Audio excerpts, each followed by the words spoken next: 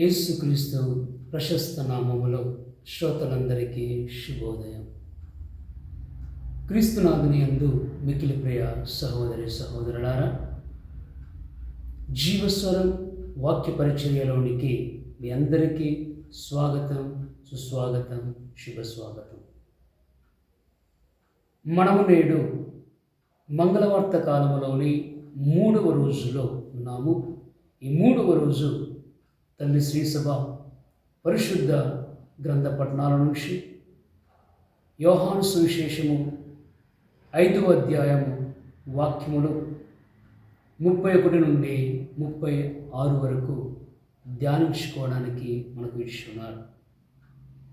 ఈ పరిశుద్ధ వచనాలలో మనము ముఖ్యముగా యేసుక్రీస్తు పట్ల సాక్షుల గురించి మనము ధ్యానించుకోబోతున్నాం. ఇక్కడ చూసినట్టయితే 3 రకమైనటువంటి సాక్ష్యమును మనము గమనించవచ్చు. ఒకటి మనుషులు ఇచ్చేటువంటి సాక్ష్యం, రెండవది యేసుక్రీస్తు స్వయాన తన గురించి తానే తన మాటల ద్వారా, తన బోధనల ద్వారా, తన క్రియల ద్వారాగా ఇస్తున్నటువంటి సాక్ష్యం. ఇక 3వదిగా మనం చూసినట్టయితే ఆ దేవాది దేవుడు పరలోక తండ్రి యేసుక్రీస్తుని గురించి ఇస్తున్నటువంటి సాక్ష్యం. సోదరులారా, ఈ 3 సాక్ష్యాలలో మనము తెలుసుకునే విషయం ఏమనగా, యేసు ప్రభు లోక రక్షకునిగా ఈ లోకానికి అవతరించారు. పాపములో మ్రగ్గుచు చీకటిలో జీవిస్తున్న వారికి ఒక గొప్ప వెలుగుగా ఆయన ఈ లోకానికి ఇచ్చేస్తున్నారు. ఆయనందు విశ్వాసం ఉంచిన వారిని యేసుక్రీస్తు రక్షిస్తారు. వారిని దేవుని బిడ్డలుగా ఆయన ఒక స్థాయికి, ఒక అంతస్తుకు ఎత్తుతారు.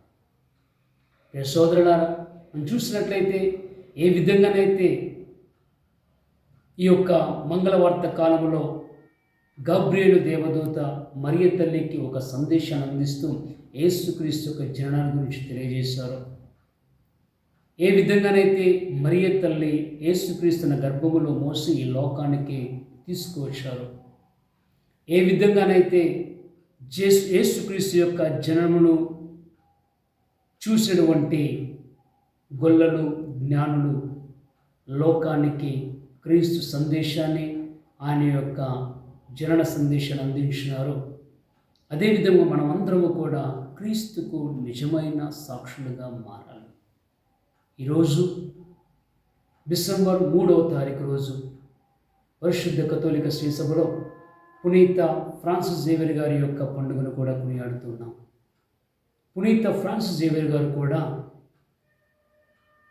భారతదేశంలో క్రీస్తు యొక్క సువార్తను అందిస్తూ, యేసుక్రీస్తు లోకరక్షకుడని తెలియజేస్తూ ఆయనకు సాక్ష్యం ఇచ్చినారు.